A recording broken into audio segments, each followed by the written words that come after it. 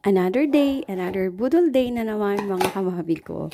Char. Kapag ganito talaga ang mga unboxing, kinikilig talaga ako. Alam nyo naman na napakahilig ko sa mga ganitong mga lalagyan. Mga mamis, pinalitan ko na nga pala yung dati kong spice jars dahil nga may metal ito at kinalawang na rin. So ito talaga ay budol is real. Nakikita nyo naman. Ipapaliwanag ko pa ba? Ipapakita ko talaga. Baka sakali mabudol ko kayo.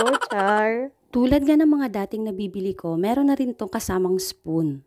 Dahil nga gawa ito sa plastic, sure ako na hindi na ito kakalawangin. Alam nyo naman na bet ko yung mga color na ganito dahil napaka-aesthetic at saka yung simpleng design para madaling linisan. Bumili nga pala ako ng 4, sakto lang ito sa mga ilalagay ko. Abangan na lang sa susunod na vlog. Para matchin na nga yung color, pinalitan ko na rin yung mga condiments bottle ko dahil nga yung bandang takip din nun ay kinalawang na rin. Natuwa nga ako dito sa condiments bottle na ito dahil napakalaki niya, mema. 500 ml. Tama nga yung mga napapanood ko na talagang napakaganda ng quality nitong bottle na to. Dahil sa simpleng design nito at gawa rin siya sa bottle at plastic ay hindi na talaga ito kakalawangin.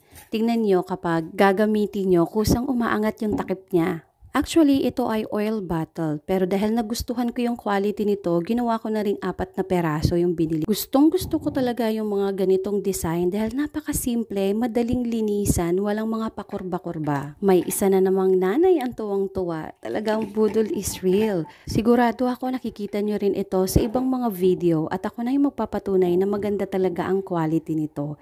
O siya mga mami, kung gusto nyo ito, alam nyo na ha, ilalagay ko sa comment section ng link.